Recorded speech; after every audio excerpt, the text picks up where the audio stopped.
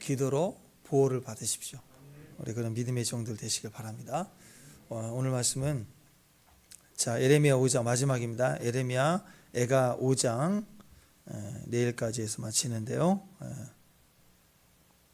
하나님의 이름이 뭐냐? 도움입니다. 도움. 하나님의 이름. 오직 하나님만 바라라. 에레미야 애가 5장 1절 말씀 한 구절입니다. 앞을 보시고 다 같이 읽습니다. 시작. 여호와여 우리가 당한 것을 기억하시고 우리가 받은 치욕을 살펴보옵소서. 한 번 더 시작. 여호와여 우리가 당한 것을 기억하시고 우리가 받은 치욕을 살펴보옵소서. 에레미야 애가 4장 넘어오면서 3장까지고 4장 넘어오면서 4장 5절에 4장과 5장은 어떤 긴박한 호소나 절박함, 부르짖음, 억울함 이런 게 아니고 그게 없어지고 조용히 그 고난을 이렇게 받아들이는 모습이에요. 그런 느낌을 가지고 4장과 5절 에레미야 애가를 이렇게 마무리했으면 좋겠습니다. 심각한 원인과 이유가 무엇이었는지 그것이 명백해졌기 때문에 그래요. 그래서 그게 뭐냐? 변질이었다. 변질. 뭐가? 기본이, 신앙의 기본이 무너졌다. 이것을 알게 된 거예요. 그러니까 아수르가 나쁜 놈이고 바벨론이 나쁜 놈이고 애굽이 배신이고 에돔이 또 배신했잖아요. 주변이. 또 왕이 나빴고 선지자와 제사장이 제 역할을 못하고 막 다 날리고 그런데 근본 원인은 뭐냐? 내가 기본이 무너졌구나. 내가 변질됐구나. 이걸 안 거예요. 아니까 심판 중에도 겸손해질 수밖에 없죠. 그죠? 그 받아들인 거, 심판을 받아들였다. 우리가 변질되었기 때문에 신앙의 변질이 이 모든 것을 가져오게 됐구나. 그래서 4장에서부터 시작된 변질, 기본으로 돌아가자. 이런 내용이었고, 그리고 이제 5장에 넘어오면서 이제 그 고난과 징계를 믿음으로 마땅히 아멘하고 받습니다. 아멘하고 받는 거예요. 그러니까 담담하게 하나님, 저희는 맞아도 당연합니다. 맞아도 쌉니다. 그런 태도로 막 이거 벗겨달라고, 나 이거 싫다고, 내가 그동안 믿었는데 이게 뭐냐고 이런 게 아니고 무엇이든 지금 저를 데려가도 아멘입니다. 그런 마음으로 질병이든 무엇이든 겸허하게 이렇게 받아들이는 그 내용이 이제 4장, 5장입니다. 그리고 마무리가 되는 거예요. 왜냐하면 하나님 약속대로 망했으니까 하나님 약속대로 다시 돌아올 것이라는 걸 믿기 때문에 그 과정에서 다 망한 것도 아멘인 거예요. 그래서 에레미야가 5장은 고난과 징계를 수용하는, 아멘하고 수용하는 그런 단계입니다. 덤덤하게 저희는 맞아도 당연합니다. 그런 태도로 고백하는 거예요. 그러니까 딱 두 글자로 표현하면 그냥 아멘. 에레미야가 5장 아멘. 5강 아니에요. 아멘. 아멘. 그러면 된다. 1절에서 그러니까 우리가 당한 것을 기억하시고 우리가 받은 치욕을 살펴보옵소서 이랬는데요. 이건 고통 속에서 너무 아파서 막 살려달라고 구체적으로 막 하나님 막 하나하나 막 열받아가지고 막 일러바치듯이 막 이렇게 말하는 내용이 아니라 우리가 변질되었기 때문에 이 모든 고난과 치욕을 얻었습니다 하고 하나하나를 이렇게 인정하고 고백하는 내용이에요. 그러니까 여러분 어떤 상황에서도 우리가 하나님께서 우리에게 주신 이 모든 고난일지라도 수용합니다. 영접합니다. 사실 그게 믿음이거든요. 그렇죠. 왜냐하면 이해가 안 되니까. 이해 납득 공감이 안 되는데 아멘할 수 있는 건 믿음밖에 없어요. 이해가 돼야 되잖아. 이해가 전혀 안 돼. 그러니까 믿음으로 아멘하는 거예요. 우리 삶 속에 이해가 되지 않아도 아멘하면 우리 삶 속에도 이해가 되지 않는 일들이 일어나요. 이해가 되지 않는 까닭 없어 보이는 재난도 아멘하면 이유가 되지 않는, 이유가 없는 그런 축복도 하나님이 주신다는 거예요. 근데 이해가 돼야지만이 수용하면 우리 삶에 기적이 없어요. 그냥 그만해요. 그만. 자, 그래서 믿음은 영접하는 것입니다. 수용합니다. 영접합니다. 그게 믿음이에요. 신앙은 처음부터 끝까지 믿음인 거예요. 하나님이 주신 것은 다 좋은 거다. 심지어 질병도 징계도 고난도 내가 한 것도 아닌데 놈이 한 건데 내가 당하는 것도 아멘 할 때 그걸 영접할 수 있는 것, 그걸 믿음이라고 그래요. 믿음. 우리에게 제일 유명한 말씀이 있죠. 요한복음 1장 12절. 여러분 잘 하시는 말씀. 자, 읽어보세요. 시작.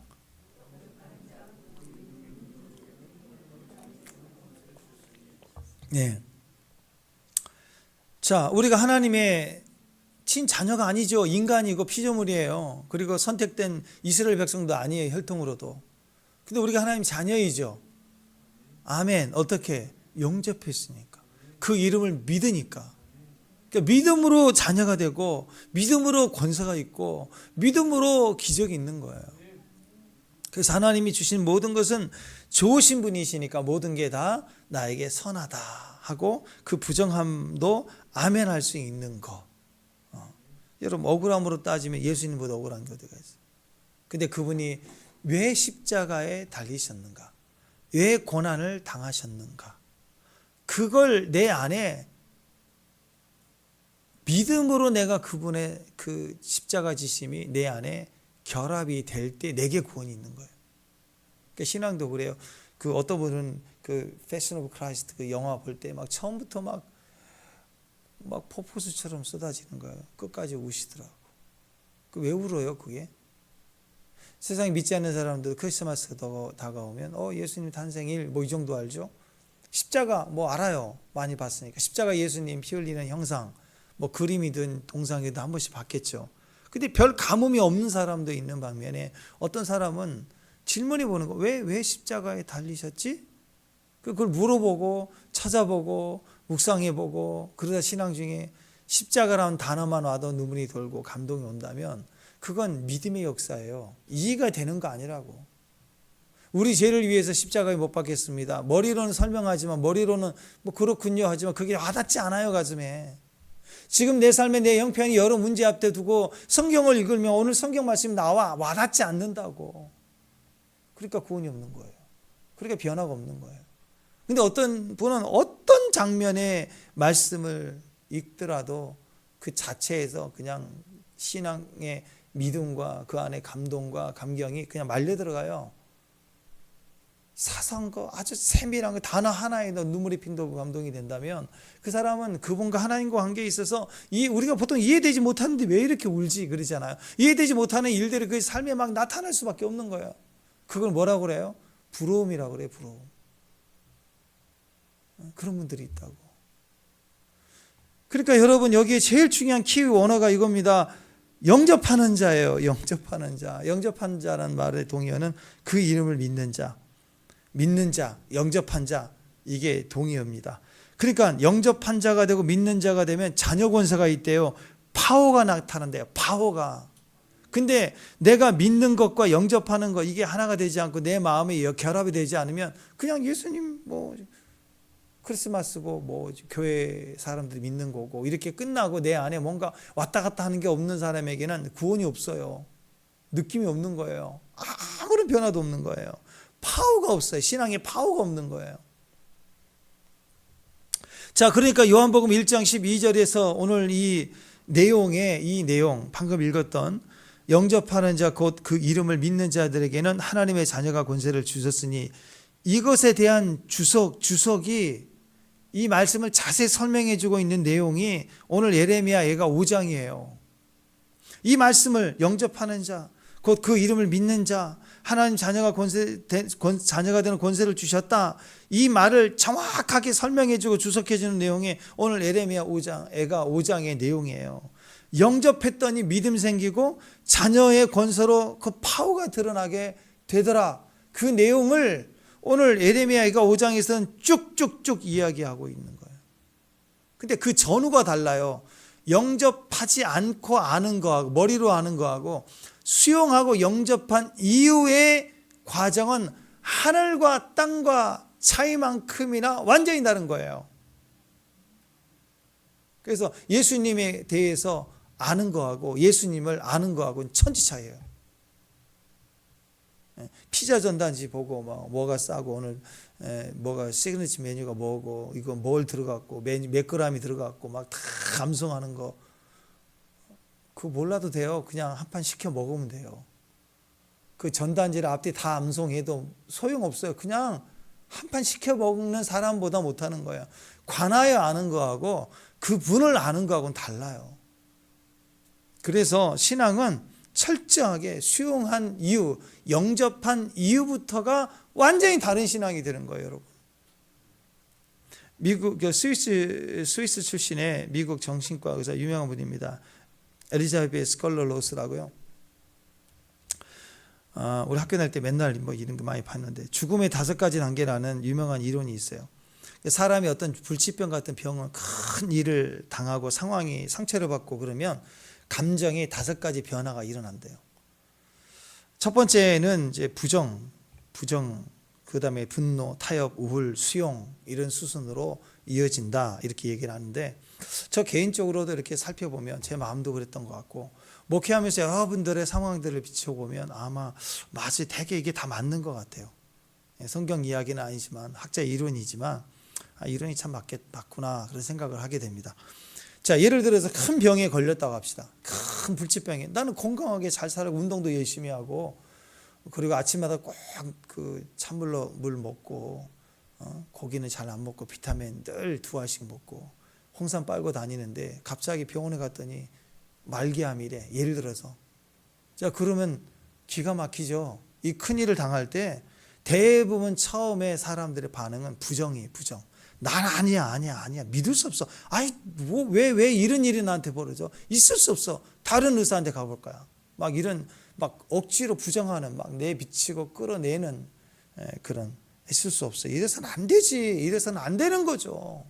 하고 막 부정하는 강력하게 그 사실을 부정하는 사건이 먼저 벌어진대. 그 다음에 두 번째는 분노예요. 그러고 나서 돌아오면 막 분노 단계로 넘어갑니다. 왜 하필 나야?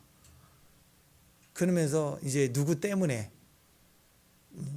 내가 저 인간 때문에 그러면서 이제 주변을 내 부모를 못 만나고 내가 막 이랬고 뭐 이랬고 저랬고 막 탓을 하고 원망하고 분노하고 하는 일들이 막 올라와요. 분노가 올라.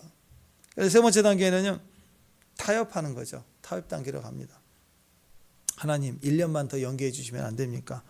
제 아이가 시집 장가 가야 되는데 갈 때까지 이제 사귀고 있는데 결혼식장은 내가 가고 싶습니다. 딱 1년만 연기해 주세요. 막 그러면서 이제 막 하나님을 달래요. 그리고 자기 나름대로 막 타협해요. 그러다가 네 번째 단계는 우울해진대요. 우울해진다. 사람이 우울해지면 뭐가 발달이 되냐면 머릿속에 상상이 나래를 핍니다. 그래가지고 온갖 상상을 합니다. 사랑하는 사람과 이별하는 슬픔, 남은 가족들을 어떻게 할 것이냐, 나의 무기력감, 내 인생의 허무함, 허망함, 이 모든 것들을 막 굉장히 상상하면서 우울에 빠지기 시작하는 거예요. 그리고 나서 제일 마지막 단계는 결국 수용하게 된다고 합니다. 근데 재밌는 것은요, 이게 다 갈등이잖아요. 갈등, 막 부정하고 밀어내고 싫다 그러고 누구 때문이라 분노를 하고 너 때문이야 그러고 막 그 다음에 막 이렇게 타협하고 달래고 심하게 우울하고 그러다가 여기서 멈춘 사람은 자살도 하기도 하고 그렇죠. 감당이 안 되니까. 근데 결국 인간이 이 시간들을 정도 차이가 있지만 이 과정을 쭉 지나고 제일 마지막에 받아들여야지 어떻게 하겠어요? 수용을 해야죠. 받아들이게 되면 수용하게 되면 그때 끝나는 게 아닙니다. 신기하게 많은 사람들이 이런 얘기를 합니다. 수용하고 난 다음부터는 남은 인생이 1년이든 6달이든 그 인생을 잘 살아보려고 받아들여진다는 거예요. 자기 인생의 의미에 진지해지기 시작한다는 거예요. 받아들여진 다음부터. 그래 인생을 살면서 진리에 대해서 하나님 말씀이면 저는 그래요. 왜 이 5단계 다 거치느냐? 그냥 탁 떨어졌을 때 그냥 아멘 하고 받아들일 수 있는 그게 신앙 아닌가요? 그걸 자꾸 이 단계가 분노한다고 이해가 안 되잖아요. 그냥 난 탓한다고 그게 막 이해가 되는 거 아니잖아요. 뭐 타협한다고 매달린다고 되는 것도 아니고 내가 막 우울한다고 해결되는 건 아니잖아요. 그 단계마다 한계를 경험하면서 내가 끝장나기 시작하는 거예요. 그 껍질이 벗겨지니까 그거 어떻게 해요? 뭐 인간인데 받아들여야지 뭐. 근데 그때부터 그 암에 걸려 있는 그 이후에 6개월이든 1년이든 준비되는 시간이 가장 인생의 값진 시간이 된다라는 거예요. 근데 신앙은 그거예요. 이 단계가 무슨 필요가 있어요? 그냥 이해 납득 공감 안 돼도 어떻게 해요? 아멘. 그렇습니다. 주신 건데 아멘. 하나님 허락지 아니하시면 하나도 내게 이루어지지 아니하나이다 하고 아멘. 억울함도 아멘. 그게 신앙의 이유가 여기 있다는 거예요. 더 빨라지는 거예요. 하나님 말씀이면 무조건 아멘하고 빨리 수용했으면 좋겠어요. 하나님 말씀이 아니더라도 내 인생에 어떤 큰 손해를 보거나 질병을 만났거나 아픔을 만나도 그것을 빨리 수용할 때부터가 진짜 게임이에요. 이제 진짜 나다운 싸움이 시작되는 거예요. 시간과 공간과 질병과 물질에 대한 싸움이 수용할 때부터가 진짜 싸움인 거예요. 예수 그리스도를 믿고 그분을 내가 영접한 이후부터가 진짜 믿음의 선한 싸움이 시작되는 거예요. 빨리 수용하면 1년을 살아도 의미 있는 1년을 살다가 갑니다. 그 1년이 굉장히 많은 일을 할 수 있어요. 그런 의미에서 저는 옛날에 우리 부모님들 갑자기 연로하시다가 큰 병이 진단을 받으면 대부분 돌아가실 때가 되니까 알리지 않죠. 그냥 모시고 가서 좋은 거 별거 아니라고 하시면서 좋은 거 이렇게 드시게 하시고 또 구경도 시켜주고 이렇게 같이 하시라고 보통 그러잖아요. 그럼 다 그게 맞는 줄 알아요. 그리고 우리 아내도 그 말씀을 하시면 그 몸이 연로하실 때 힘들 때 병원에 왔는데 암이래요 뭐 그런 얘기 하시면 부모님들이 충격을 받아가지고 1년 사실 걸 뭐 한 2달 사시다가 하실 수도 있겠다라는 생각 때문에 우리가 두려워하거든요. 근데 안 그래요. 정확히 알려줘야 돼요. 괜히 더 미루면 어제보다 오늘보다 내일은 더 힘이 약해지니까 더 받아들이기 힘들어 하신다고요. 일단 알려드려야 돼요. 충격이 일어나고 막 이렇게 뭔가 힘들어 하실 수 있지만 알려주면 그게 빨리 충격이 돼야 빨리 수용이 되고 수용이 될 때부터 의미 있는 일을 하나씩 하신다고. 그리고 어르신들은 알려주지 않으셔도 알아요. 본인들이 다 6개월 뭐 3개월 되시면 다 정리 다 하세요. 짐 정리하시고 다 해요. 그러니까 알려주면 그 의미 있는 일에 그게 1년이든 6개월이든 자녀들도 의미를 부여해야 돼요. 같이 나누고 자주 찾아뵙고 같이 의미 있는 1년이 평생보다 훨씬 더 가치 있게 보낼 수 있는 일이에요. 그래서 어떤 것이든 간에 그게 충격이 될까 봐 쉬쉬하지 말고 알려줘야 돼요. 바르게 알려줘야 돼요. 잘못된 길 가면 잘못된 길 간다고 얘기를 해야 된다고. 막 거세게 막 들고 일어난다 할지라도 해야 되는 거예요. 그래야 서로가 잘 정리가 되는 거예요. 그러니까 이거예요. 수용이 빨라야 돼요. 예수님에 대해서 전할 때 아멘 하면 빨리 구원받으면 낫는데 굳이 강적이에요. 뭐 그렇지요. 뭐 생각해 보지요. 뭐 하면서 지금 1년째 2년째 미루고 있다고 하면 되게 강적이잖아요. 그러다가 그냥 주인 나라 가면 얼마나 손해예요. 누군가 우리에게 진리를 얘기해 줄 때 진심을 얘기해 줄 때 그걸 빨리 수용할 수 있는 사람이 부자예요. 특히 하나님의 말씀에 대해서는. 이스라엘 백성들이 언제부터 정신 차리기 시작했느냐? 수용할 때부터요. 우리 인생이 언제부터 자리를 잡기 시작하느냐? 수용할 때부터. 혼돈과 걱정과 근심과 모든 것이 힘들 때 딱 그거예요. 이 모든 어둠들을 몰아갈 수 있는 기준이 어디가 있느냐?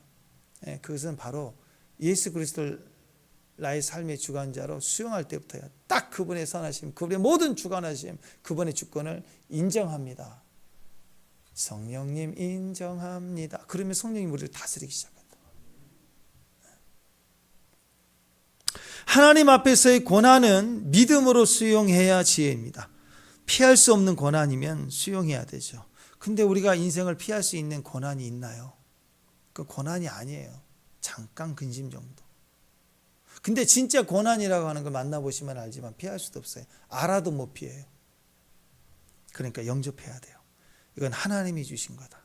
하나님이 나와 함께 하신다.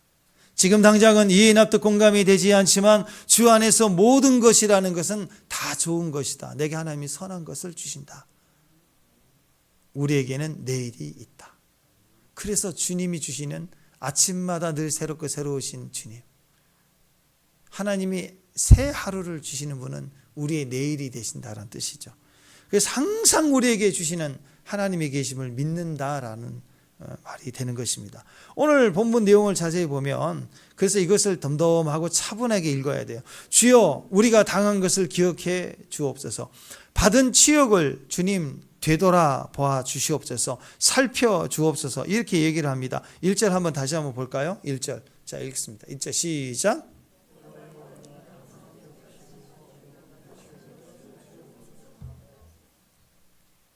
자, 덤덤하게 닥친 고난을 쭉 이어서 묘사하고 있어요. 그러니까 2절부터 쭉 보면 그 내용이 하나하나 구구절절 세미한 이야기들이 나오는데, 자, 여러분 이런 거 있잖아요. 내가 당한 고난을 말하는 것을 사람들은 보통 막 회피하죠. 어떤 사람은 어떤 얘기만 꺼내도 막 얘기하지 말라고, 힘들다고 막 무슨 옛날 얘기 좀 하려고 그러면 모르겠다고 막 그러고 막 도망가 버려요. 그런 분들이 있어요. 딱 느낌이 오면 피해버리는 거예요. 어떤 사람은 그래서 막 나가버리고 귀를 닫고 고개를 돌리고 막 그럽니다. 그래서 그것에 대해서 강력하게 저항하고 힘들어하는 분도 있죠. 근데 그냥 어떤 분은 그냥 덤덤하게 힘들었지만 자기 당한 일들, 어려운 고난 현실들을 그냥 쭉 이렇게 잘 얘기하는 분들도 있어요. 그 얘기는 뭐예요? 이미 지나갔다라는 거예요. 지나갔다는 거예요. 마음이 자유하다는 거죠.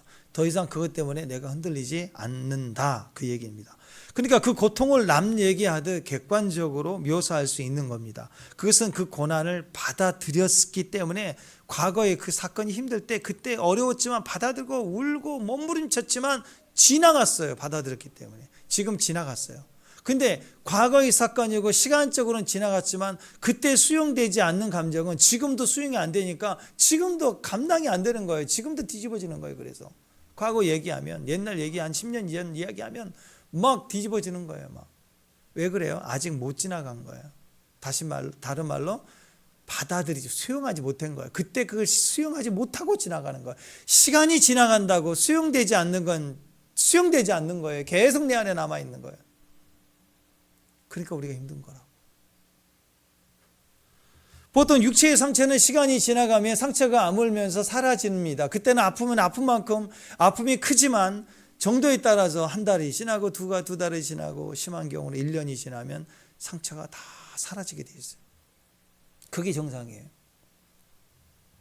근데 우리는 감정이나 생각은 수용하지 못하고 거절하면 그것은 10년, 20년, 30년 지나도 그 감정은 우리 안에서 아직 수용이 안 된 거예요. 그래서 그 현장에서 받아야 되는 고통을 지금도 계속 직면해야 되니 인생이 얼마나 힘들겠어요. 이렇게 고난이 수용이 안 되면 그 수용된 이후부터 하나님이 시작하시는 하나님의 의미 있는 일들이 내 인생이 시작이 안 되는 거예요. 그러니까 얼마나 손해예요. 자, 이것이 내 아픈 것에 상처를 주고 내 아픈 것에 계속 남아있다면 우리 입으로는 계속해서 부정하고 남을 탓하고 우울하고 아까 얘기했던 이 수용하는 것, 이 밑에 있었던 우울한 단계까지 한꺼번에 내 마음에 계속 돌아다니는 거예요. 그리고 부정했다가 화냈다가 탓했다가 뭐 이렇게 타협했다가 막 우울했다가 이게 계속 내 마음에 머물러 있는 감정 형성이 되는 거예요. 수용하면 이걸 넘어가는 거예요. 그래서 지나가 버려야 되는 거예요. 그러니까 너 때문에 안 된다, 현재 내가 너 때문에 안 된다, 너가 나의 방해다, 그 얘기는 과거에 있었던 이유들이 이 현재 사건을 해석하고 있기 때문에 현재 있는 그 사람, 나한테 살짝 잘못한 사람에게 모든 목표를, 대적의 목표를 세워서 원수가 되는 거예요, 그 사람이. 그러니까 얼마나 힘들겠습니까? 나중에는 그렇습니다. 탓할 거리가 없으면 이것저것 다 핑계하고 찾습니다. 부모를 잘못 만났다고 하고 부모 탓하는 사람, 자식이 불효해서 내 자식 때문에 내가 이렇게 힘들다고 하는 사람, 배우자 탓하는 사람 제일 많죠. 내가 너 같은 사람 만나서 불행하다. 또 어떤 사람은 환경 탓합니다. 심지어 오늘 비가 오네. 비 탓을 합니다. 눈이 오면 눈이 온다고. 또 나라 탓합니다. 대통령 탓을 합니다. 내가 이런 나라에 태어나서 힘들다. 또 별 얘기를 다 해요.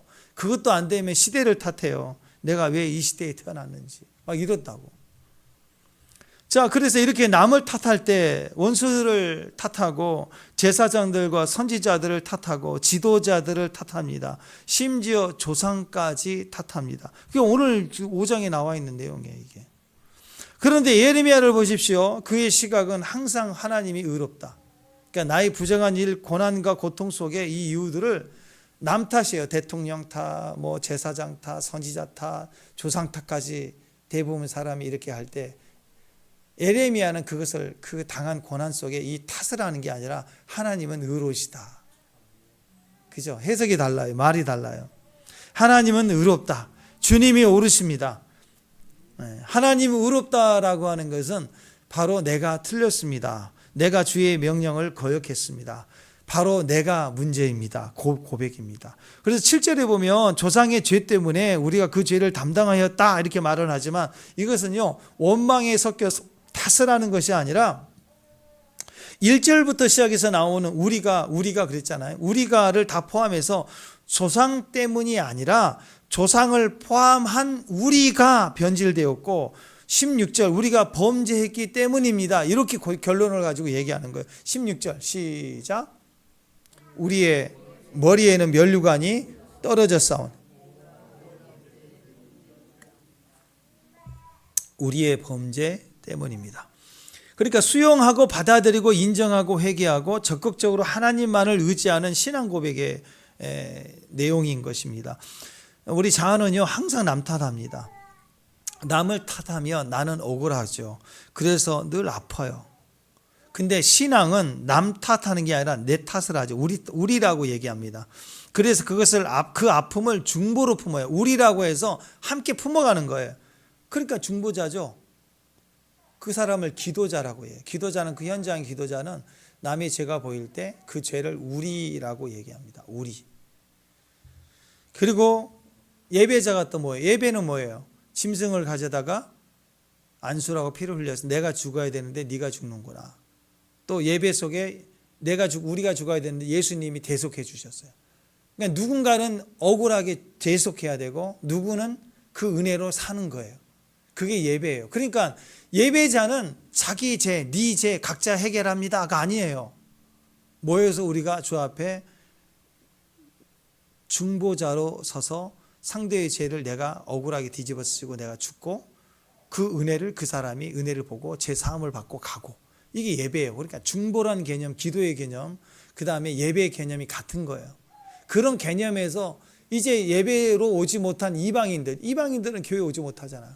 그래서 고아, 가부, 나그네, 가난한 자들, 연약한 자들, 그 다음에 이방 사람들을 향하여서 똑같은 중보자로 나아가는 것이 구제선교예요. 그래서 기도자, 예배자, 또 선교사 이 세 가지라고 우리가 얘기하는 이 모든 것들은 다 똑같은 거예요. 다 똑같은 거. 사명인 거예요. 한번 생각해 보세요. 구제 선교하는데 내 탓이 안 되면 우리라는 말을 사용하지 않으면 복음을 전하는데 오히려 복음을 전하면서 영혼을 다 죽이고 영혼을 망치게 됩니다. 19세기, 20세기의 근대사를 보면 영국이 그 당시 세계 최강대국 패권 국가였잖아요. 그래서 영국이 침략해 들어와 가지고 영국령 인도 제국, 그래서 인도를 중심으로 막 파키스탄, 방글라데시, 스리랑카, 네팔, 부탄, 몰디브, 미얀마 이 지역을 다 영국이 다스렸다고. 자, 엄청난 영토를 식민지화해서 지배했습니다. 그리고 엄청난 부를 축적했죠. 이것 때문에 지금까지도 이들 지역에 가면 반기독교 운동이 뿌리를 잡고 있어요. 이슬람 모더니즘 운동, 그런 무슬림계 종교 개혁 운동들이 강해질 수 있었던 이유는 그 영국인들이 복음을 근거로 침략해서 착취하고 강탈하고 다 뺏어가면서 그리고 늘 신앙생활했어요. 교회를 세우고. 그러니까 그 사람들은 오히려 자신들의 나라의 전통 그 종교를 민족주의와 연결해 가지고 막 저항하는 민족주의 운동들, 무슬림을 받아들이는 운동들. 이래서 이 지역들이 거세게 저항하는 반기독교 뿌리가 강하단 말이에요. 미얀마 같은데 얼마 전에도 대막 그 사람 학살하고 막 굉장히 일이 벌어났잖아요. 그 인종 간의 문제가 그 얘기예요. 미얀마 같은 데를 영국이 식민지에 삼았는데 영국인이 수는 적잖아요. 나라도 작고. 근데 그 당시에 패권 국가니까 인도 제국은 영국령 인도 제국을 만들면서 그 주변 나라를 다 차지할 때 미얀마를 들어왔는데 사람들 인도 지배자가 부족하니까 인도에 있는 사람들을 다 끌고 가가지고 미얀마 통치하는 데 썼다고. 그리고 나서 독립하고 나서는 거기에는 이 미얀마 같은 나라에도 인도 사람들 막 이주온 사람들 막 섞여 산단 말이에요. 그러다가 영국 사람들은 전쟁 끝나고 독립하고 다 돌아가 버렸어요. 싹 돌아가 버리는. 그럼 남은 사람들끼리 이제 싸워야죠. 비비린내 나게. 지금까지 싸우는 거예요. 지금까지. 그 인종 싸움이 지금도 계속 거슬 수밖에 없는 이유. 그래서 영국이 그 당시 세계의 문제는 지금 일어나는 문제들의 뿌리를 보면 영국 사람들이 다 만들어 놓고 갔어요. 한 200년 지난 지금까지 해결이 안 돼. 그러니까 그 내용을 보면 하나님 믿는다고 하나님 주신 파워와 힘을 가지고 경제력 가지고 군사력 가지고 남의 땅 점령해서 지배하고 억울하게 만들고 교회 세우고, 그리고 그들은 가난하게 하고 우리는 부자 되게 하고, 부자 된 이유는 하나님이 주신 축복이다라고 얘기를 하고, 그럴 때 그 사람들은 어떤 마음을 가질까요? 하나님에 대해서 반감을 가질 수밖에 없는 거예요. 겉모습은 교회도 크게 지우고 헌신했어요. 그리고 하나님 주신 복이라고 얘기합니다. 하나님 믿으니까 이렇게 복을 줬다고 얘기를 합니다. 근데 그걸 가지고 자기의 힘을 과시할 때 상대적인 사람들은 착취당하고 억울하고 그리고 피를 흘렸다라는. 그러니까 기독교가 어떤 대우로 받겠습니까? 나중에. 그러니까 여러분 유명한 말이 간디의 유명한 말이 있잖아요. 예수는 너무 좋다. 그러나 교회는 너무 싫다. 그래서 나는 교회를 안 간다. 그래요. 간디의 말이에요. 들어보세요. 우선 여러분 기독교인들과 선교사들을 포함한 모든 서양인들이 오늘부터 예수 그리스도처럼 살아가기를 부탁드립니다. 간디가 한 말이에요. 예수 믿는 사람들은 제발 진짜 예수님 믿는 예수님처럼 살아가시길 바랍니다. 만약 여러분이 그리스도 예수의 진정한 영혼으로 우리에게 다가온다면 우리는 여러분을 거부하지 못할 것입니다. 그랬다는. 그러니까 그냥 겉으로만 신앙인으로 사는 거예요. 신앙인. 종교 모습으로. 그게 하나님 주신 복이라고 하면서 남의 피해를 주며 살았다라는. 복음을 전하는 모습인데 침략하고 학대하고 빼앗고 억울하게 하고, 그러니까 복음이 왜곡되고 예수님이 이상한 사람이 돼버린 거예요. 하나님이 주신 은혜와 축복을 힘으로 가지게 되니까 그것으로 남을 억울하게 했다라는 거예요. 예레미야 시대가 그랬다는 거예요. 예레미야 시대 왕이 그랬고 제사장이 선지자가 그랬고 조상들이 그랬대요. 우리는 선민이야, 니들은 이방인 개야 하면서 무시하고 그렇게 살았다는 거예요. 지금 이 시대도 마찬가지입니다. 우리 이 시대도 마찬가지. 하나님의 복음을 받아들여서 우리를 부욕해 하실 때 그 복음의 축복으로 우리가 가진 은혜들을, 축복을 힘으로 막 알고 교만해야 하는 거. 그래서 예레미야는 이 모든 고난과 수치와 치욕을 남 탓하지 않고 그게 덤덤하게 수용하고 받아들였어요. 오늘 여러분 시청 광화문 앞에, 여의도 앞에 1027 연합 예배 집회가 있습니다. 200만 명 연합 예배로 모이자 최대 인파가 모일 것으로 예상이 됩니다. 독립 태극기 들고 그런 거 아니에요. 그냥 하나님 앞에 신앙으로 서자. 아마 그래서 많은 사람들이 동참을 하는 것 같습니다. 복음의 축복을 우리의 힘으로 알고 교만했던 거 우리가 회개해야 되고, 또 예레미야는 이 모든 고난과 수치와 치욕을 남 탓이 아니라 받아들였잖아요. 지금 이 시대에 일어나고 있는 일들에 대해서 교회가 다 받아들이고 회개하는 시간이 돼야 돼요. 기독교가 모여 힘을 발휘하자, 대통령 나와, 막 이런 거 말고, 뭐 물러가라 그런 거, 그러고 하려고 모인 거 아니잖아요. 하나님 앞에 이 민족을 다 끌어안고 우리가 동성애자들, 성소수자들, 약자들, 그들을 오히려 그리스도 이름으로 우리가 그들을 품어서 우리가 거룩하지 못해도 우리가 그들을 위한 상처를 준 것도 우리가 회개해야죠. 그리고 그들을 위해서 우리가 해줄 수 있는 일들이 무엇인가 심각하게 고민하고 그러면서 나아가야 되지 않겠습니까? 일단은 우리 탓이에요. 우리예요. 그들과 우리가 다른 게 아니라 우리가 전도해야 될 대상이라고. 그래서 그들을 향해서 품을 수 있는 우리가 품지 못했던 거, 판단했던 거, 정치 판단, 경제 판단 모든 것들을 우리가 회개하고 끌어안는 것부터가 모든 것이 시작입니다. 근데 동성애, 낙태, 차별법, 금지법 이런 거 이거 대항하자 모인 게 아니라 진짜 신앙의 변질에 대한 철저한 해결, 신앙 회복에 대한 기본이 바로 나부터 시작되기를 원합니다 하고 우리가 서야 될 시점이 됐다라는 거죠. 오늘 변질된 우리 조상과 우리 민족과 우리 자신이 이 모든 고난과 수치와 치욕을 당하는 것, 이 모든 것을 덤덤하게 받습니다. 누구 탓이 아니라 받습니다 하고 받아들이는 모습이 우리 안에 필요하다는 것입니다. 사실 수치와 이 치욕을 당할 때 그 하나하나가 얼마나 아파요. 돈 때문에 여러분 수치 당해보세요. 돈 없어가 비굴해 보세요. 과부가 되어서 치욕을 당해보세요. 이건 말할 수 없는 상처거든요. 보이지 않게 칠 때. 그러니까 2절에 보니까 어떤 일이 벌어져요. 그 일을 쭉 나오거든요. 오늘 내용에 2절에 보면 우리 집 뺏겼대요. 집을 뺏긴 거예요. 우리가 저 집이었는데 뺏긴 거예요. 우리 재산이 남의 재산이 돼버렸다. 얼마나 슬픈 일이에요. 3절에 보니까 고아와 가부가 됐대요. 집 뺏기고 고아 가부 됐죠. 전쟁 나고 나라 망하면 과부들 얼마나 많습니까? 법적 주장할 수도 없고 억울하고 보호자, 공급자도 없다 그 뜻이에요. 고아와 가부는 보호자도 없고 공급자도 없는 사람이 됐다. 그리고 고아와 가부들이 보호자, 공급자가 없으니까 어떤 일이 벌어지겠어요? 뼈 빠지게 일하고 죽을 고생해서 하루 종일 일해봐야 하나 얻어요. 하나 얻고 그것도 뺏겨요. 겨우겨우 살게 되는 일들이 있더라. 그게 지금 2절, 3절, 4절 계속 그 빈궁에 얼마나 빈곤해지나.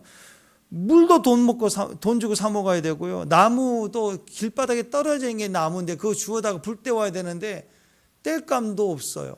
돈 주고 사야 되는 어처구니 없는 일이 벌어졌다라는 거예요. 제가 어렸을 때만 해도요. 물을 돈 주고 사 먹는다 그러면 뭐 그런 얘기 들어본 적도 없고요. 우리는 그다가 시냇물 웬만한 소풍 가면 시냇물 먹었어요. 다. 그리고 수돗물 지나가다가 빨래하고 수돗물 나오면 저 잠깐 물 먹을게요 하고 그냥 호수도 먹고 운동하다가 먹고 다 수돗물 먹었다고 우리. 그러면서 이제 외국에 가면 물도 사 먹고 돈 주고 사 먹어야 된다 그런 소리 들으니까 참 이해가 안 갔어요. 참 이상한 나라. 또 물을 갖다가 돈 주고 사 먹냐. 막 이랬었다고. 근데 지금은 수돗물 못 마시잖아요. 시골에 가도 시골물 못 마시잖아요. 농약 있고 뭐 그러잖아요. 못 마셔요. 근데 지금 얘기가 아니고 제가 어렸을 때는 불과 한 40년 전으로 봅시다. 근데 제가 어렸을 때가 아니라 예레미야 예가는요. BC 586년 585년도예요. 우리 고조선 시대예요. 고조선. 그때 무슨 물을 사 먹어요. 근데 이 당시 물을 사 먹어야 되고 땔감도 돈 주고 사야 될 그런 고통스러운 일을 당했다는 거예요. 지금 그 얘기입니다. 우리 땅은 우리 한반도는 고조선 때 예레미야 예가라니까요. 차이가 좀 있죠. 그러니까 얼마나 문명 차이가 있었는지 아시겠죠. 네. 또 5절에 보면 대적자들이 학대해서 발로 목을 막 눌렀대요. 얼마나 수치해요. 대적자들 원수가 와서 나를 때리고 내 목에다가 발을 밟아서 눌렀대. 이런 장면들 뭐 영화에나 볼 수 있는 그런 거 아니겠습니까? 이 모든 수치와 치욕에 대한 책임이 누구냐? 이거 누구냐? 누구 때문이냐? 우리라고 얘기합니다. 자 보세요. 자 뭐 이제 6절 7절에 보면 우리 조상이 나오거든요. 자 6절 7절 한번 읽어보세요. 자 시작.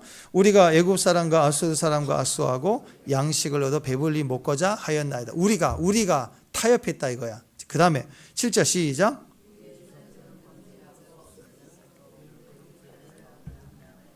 우리 조상들이 범죄한 거예요.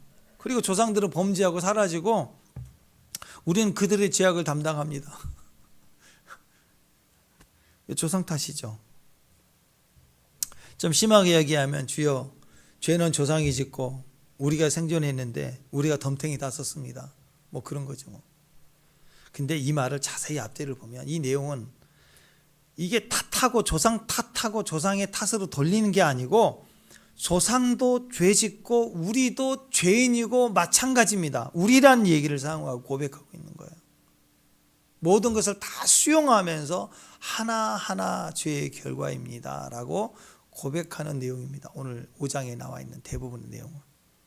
결국 16절로 이제 내일인데 이 내용이 쭉 이어지니까 16절 내용 보면 결론이 나와요. 16절 읽어보십시다. 시작. 우리의 머리에서는 면류관이 떨어져 싸우니 오라 우리의 범죄 때문입니다. 예.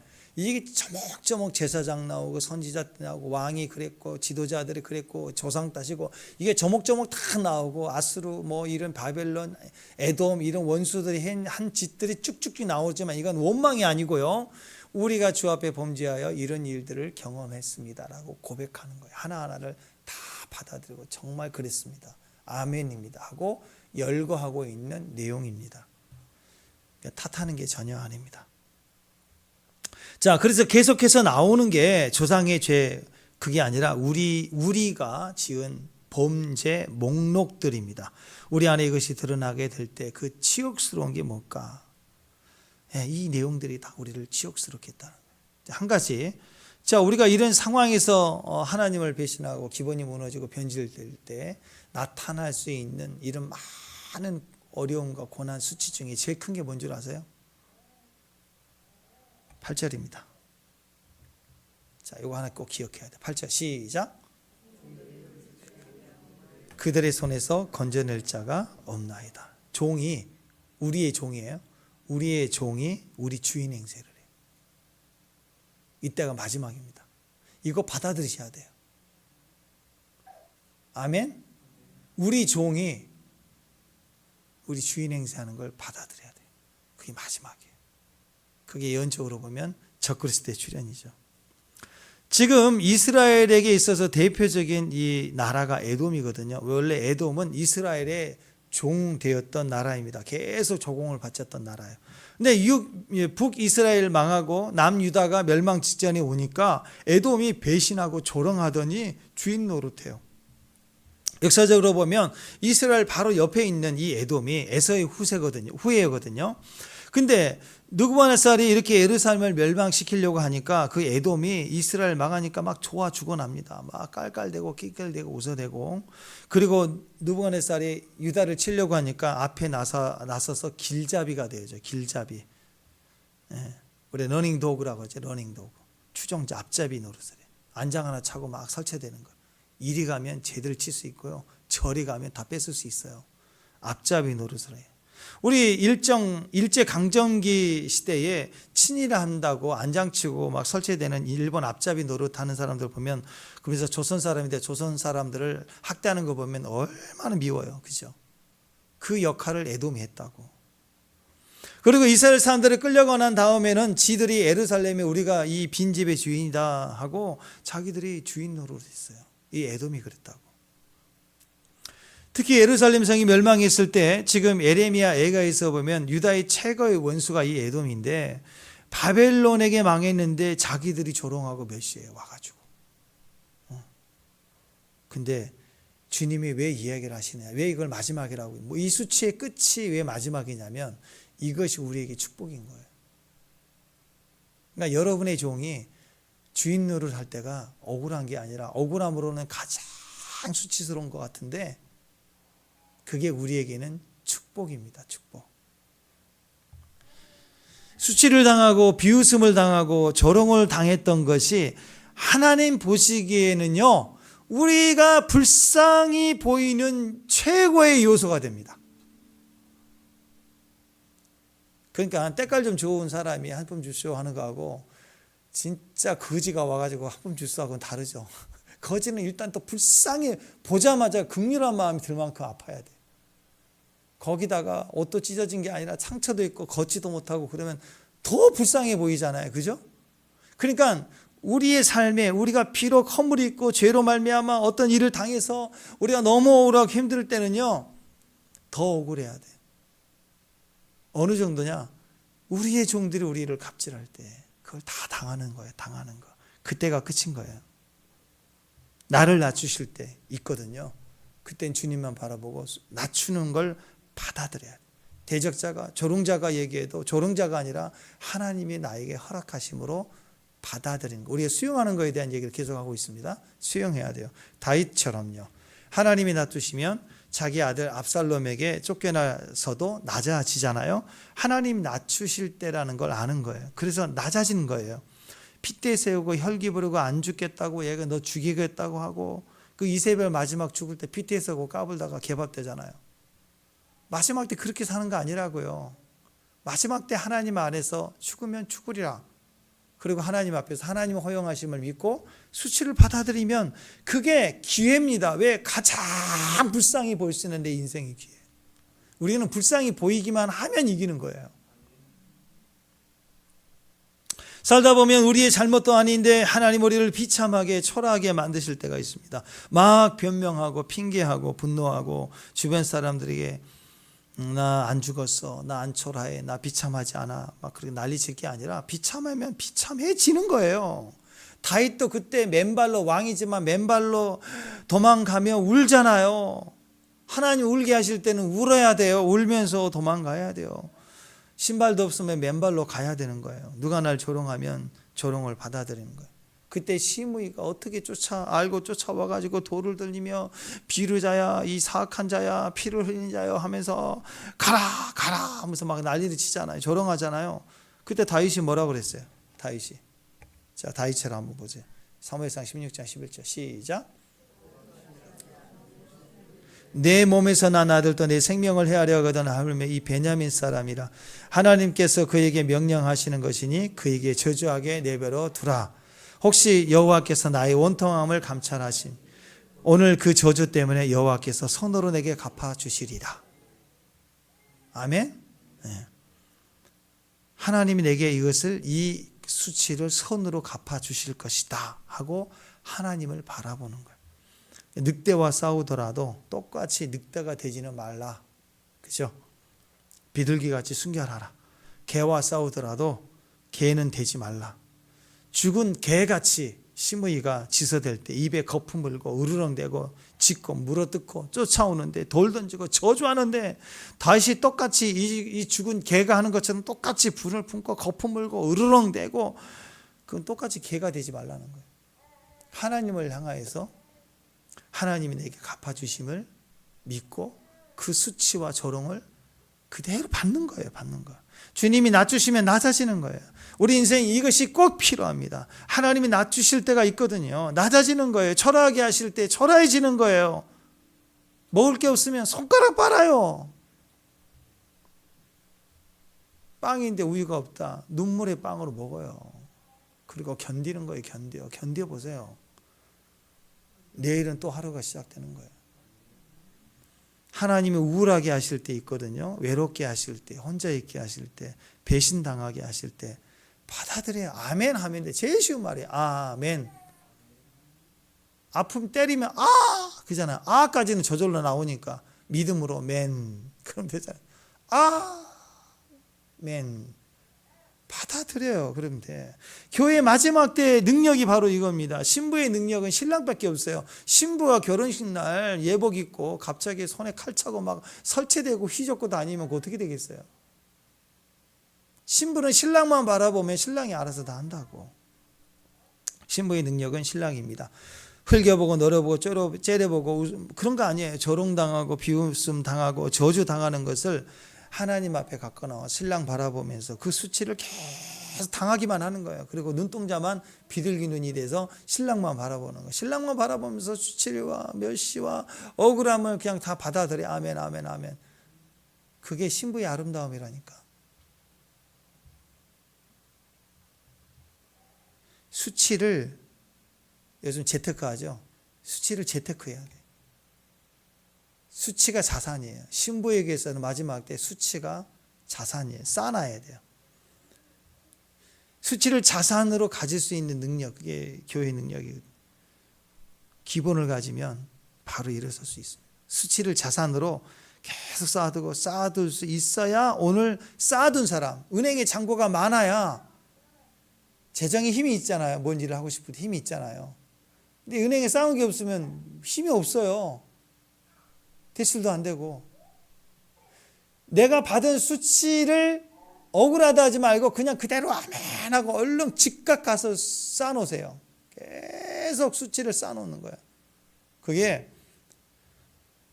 주님 앞에 가장 강력하게 사용할 수 있는 힘이 됩니다.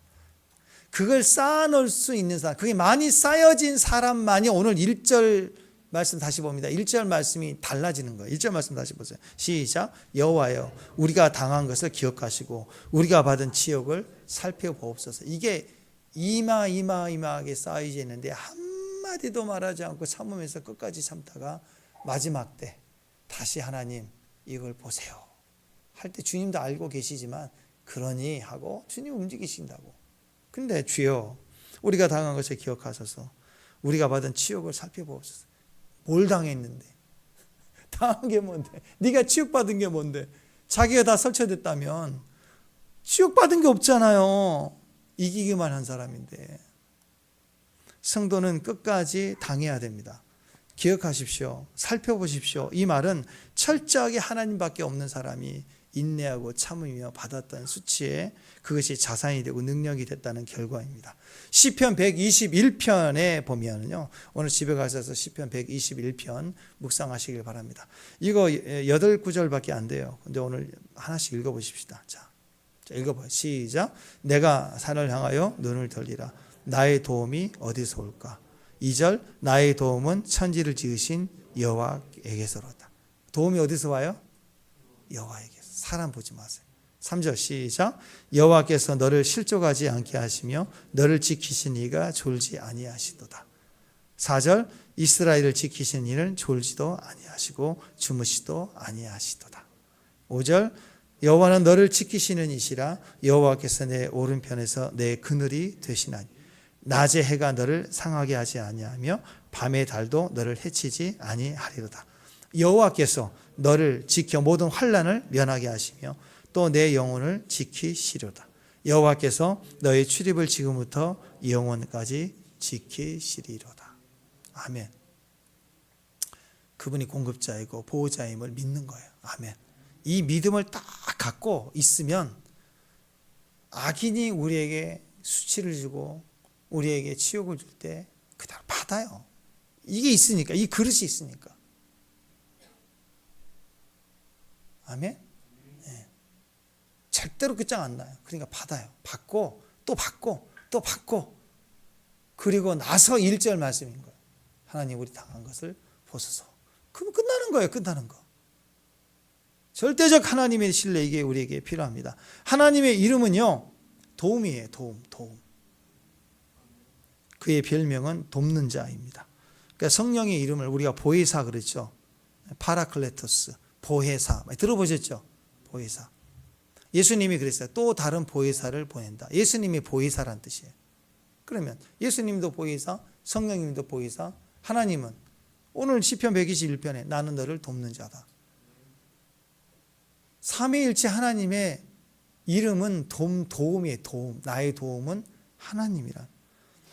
파라클레토스란 단어는 대변자, 대언자, 변호사, 중재자, 협조자, 내 옆에서 나를 도와주는 분, 이런 뜻입니다. 헬퍼라고 영어에서 번역을 해요. 힘의 원천이 하나님께만 있고 그 힘이 우리를 도와주신다. 우리의 모든 도움은 하나님께 있습니다. 절대적으로 믿으시길 바랍니다. 그렇기 때문에 이 수치도 하나님 도와주시면 되는 거예요. 이 치욕도 하나님이 도우시면 돼요. 그러니까 도와달라고 하세요. 예, 저는 살아오면서 이걸 제일 못했어요. 누가 필요하면 도움을 주는데 좀 도와달라는 말을 안 해요. 안 해.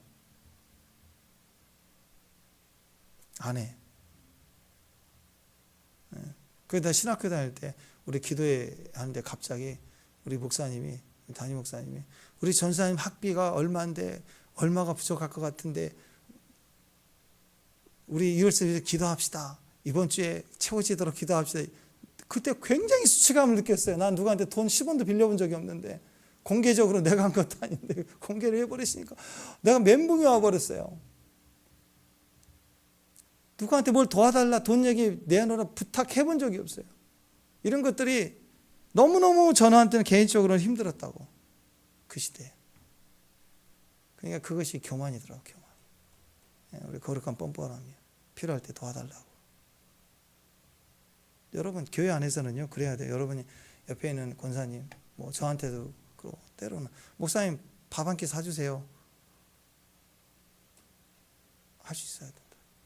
권사님 저 밥 한 끼만 사주세요. 그 정도 관계 돼야 된다고. 이건 잘하시죠? 권사님 밥 먹으러 가. 내가 사줄게. 이런 얘기는 잘하시죠? 누구 보면 밥 먹으러 가요. 내가 맛있는 거 사줄게요.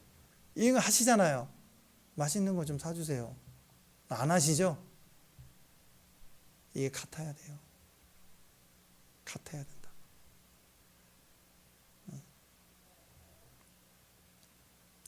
힘의 원천이 하나님께 있습니다. 하나님 도와주세요. 또 엄마도 아들에게 아들아 나 이것 좀 도와줘. 그 관계가 건강한 관계. 그렇게 가야 돼요. 그렇게 자연스럽게. 특히 수치와 고난과 치욕을 당할 때 그때 자신의 약함을 인정해. 우리는 약해요. 여전히 약해요. 여전히 힘들어요. 여전히 무지해요. 그래서 좀 도와달라고 하세요. 그리고 또 누군가가 약해 보일 땐 도와줄게 할 수 있어야 되는 것입니다. 자, 죄와 허물과 수치와 징계를 우리 실수와 우리의 약함과 우리의 죄를 지음으로 인해서 우리에게 징계가 올 때 그때 그것을 또 받을 줄 알아야 돼. 아멘. 비록 우리 부모의 죄, 조상의 죄로 인해서 온 것도 아멘 할 줄 알아야 되고 우리 가족이 다시 일어서면 된다라는 소망을 가질 수 있어야 되고 다 받을 줄 알아야 됩니다. 징계도 받을 줄 알아야 되고요. 남의 허물도 같이 짊어질 줄 알아야 되고 그게 정직함이에요. 오해가 될지라도 세상이 오해를 해서 비난을 할지라도 일단 그 비난을 수용할 수 있는 사람 그래야 되는 겁니다. 하나님이 낮추실 때예요. 낮아지면 됩니다. 똑같이 핏대시고 나 안 했다고 나 혈기 부리고 그리고 안 죽으려고 나 끝까지 살았다고 버티고 그러지 말고 그냥 주님 앞에 주님 바라보며 그것을 믿음으로 받아들이세요. 그러면 이 5단계를 못 건너가서 뺑뺑 들고 맨날 억울해다 분노에다 하루에도 12번씩 올라갔다 막 4단계 2단계 왔다 갔다 하지 말고 그냥 시작되면 5단계로 딱 가버려요. 그냥 수용. 그러면 쉬워요. 그러면 그때부터 의미 있는 거예요. 의미 있는 시간. 아무런 무의미하게 70년 사는 것보다 의미 있게 1년 귀하고 아름답고 멋지게 사는 게 훨씬 더 인간에게 큰 축복이 됩니다. 주님만 바라보면서 그 수치를 쌓으시고 자산을 삼고 조롱하면 비웃음을 받을 때 그 실패할 때 다 쌓아놓는 거예요. 그때 나중에 극단적으로 하나님을 믿고 주님을 의지할 수 있는 파워가 되는 것입니다. 돈도 쌓아두면 힘이 되듯이 억울함과 수치를 쌓아두면 아멘하고 수용하면 기가 막힌 일들이 일어납니다. 그 기본을 갖출 수 있는 그런 신앙의 믿음의 종들이 되시기를 주님의 이름으로 축원합니다. 오직 하나님만 바라보고 의지할 수 있는 믿음의 종들이 되십시오. 우리의 도움은 오직 하나님께로부터 옵니다. 아멘. 축복합니다. 아멘. 네, 다 같이 일어나셔서 하나님은 너를 지키시는 자.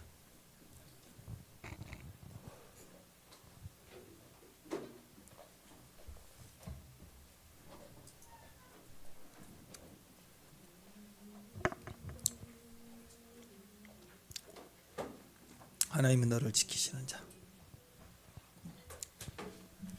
할렐루야.